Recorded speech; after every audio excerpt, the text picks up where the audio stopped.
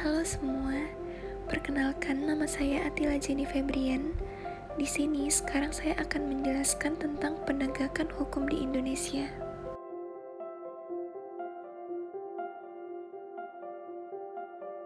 Hal-hal yang akan dibahas yaitu yang pertama, ada teori hukum pembangunan. Yang kedua, ada teori ilmu hukum progresif. Dan yang ketiga, ada teori hukum integratif. Teori hukum pembangunan.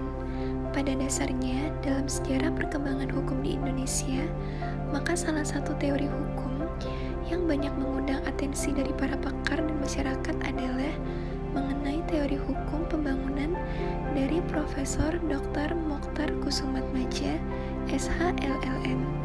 Ada beberapa argumentasi krusial mengapa teori hukum pembangunan tersebut banyak mengundang atensi yang apabila dijabarkan aspek tersebut secara global adalah sebagai berikut. Yang pertama, teori hukum pembangunan sampai saat ini adalah teori hukum yang eksis di Indonesia karena diciptakan oleh orang Indonesia dengan melihat dimensi dan kultur masyarakat Indonesia.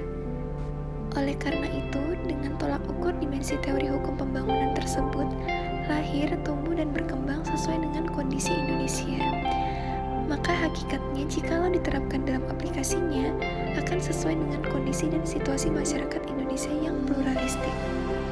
Yang kedua, secara dimensional, maka teori hukum pembangunan memakai kerangka acuan pada pandangan hidup atau way of life masyarakat serta bangsa Indonesia berdasarkan asas Pancasila yang bersifat kekeluargaan, maka terhadap norma, asas, lembaga dan kaidah yang terdapat dalam teori hukum pembangunan tersebut relatif sudah merupakan dimensi yang meliputi struktur, kultur, dan substansi, sebagaimana dikatakan oleh Lawrence Friedman.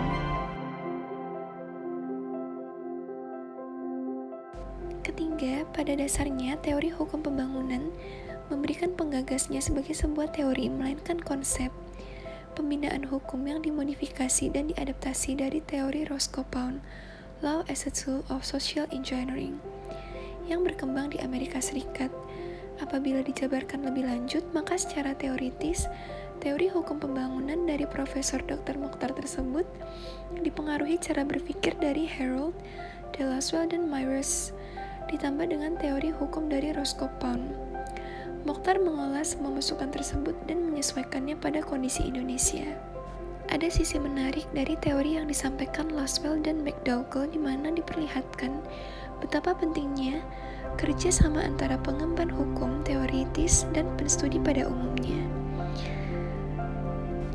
serta pengemban hukum praktis dalam proses melahirkan suatu kebijakan politik yang di satu sisi efektif secara politis, namun di sisi lainnya juga bersifat mencerahkan. Oleh karena itu, maka teori hukum pembangunan dari Profesor Dr. Mochtar memperagakan pola kerjasama dengan melibatkan keseluruhan stakeholders yang ada dalam komunitas tersebut. Kemudian ada teori ilmu hukum progresif. Hukum progresif merupakan pemikiran perkembangan hukum yang digagas oleh Profesor Sajipto Raharjo, berpandangan bahwa hukum dibentuk untuk manusia, bukan manusia untuk hukum. Dasar pemikiran beliau bahwa kajian hukum saat ini telah mencapai ekologi dalam yang mendasar pada pemikiran antroposentrisme, suatu faham yang berpusat pada manusia sehingga manusia dianggap memiliki kemampuan cipta, rasa, bahasa, karya, dan karsa sebatas diizinkan oleh sang khalik. Hukum progresif memahami konsep keadilan sebagai hukum yang benar-benar memperhatikan sumber-sumber hukum yang baru untuk tercapainya keadilan, sehingga tidak lagi mendasar bahwa wanita dan anak adalah subjek hukum yang paling lemah. Kemudian ada teori hukum integratif. Teori hukum integratif menurut Romli yaitu ialah perpaduan antara teori hukum pembangunan dan teori hukum progresif dalam konteks Indonesia yang terinspirasi oleh konsep hukum menurut H.L.A. Hart. Hal ini karena Hart menekankan pentingnya rule of recognition dalam konsep hukum dibandingkan dengan primary rules yang menekankan pada kewajiban anggota masyarakat untuk mematuhi undang-undang. Teori hukum integratif menjelaskan bahwa rekayasa birokrasi dan rekayasa manusia harus dilandaskan pada sistem norma, perilaku, dan sistem nilai yang bersumber pada Pancasila. Sekian dan terima kasih.